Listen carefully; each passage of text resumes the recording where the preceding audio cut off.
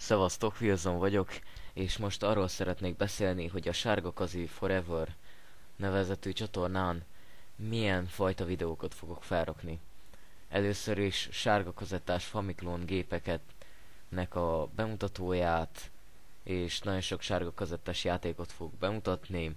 Lesz még szerintem retro rovat is, lesznek tutoriálok, véleménykifejtések, és szép számmal paródiák.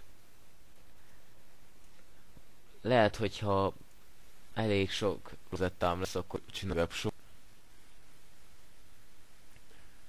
és hogyha a gépekből is lesz egy pár, ami nekem se kell,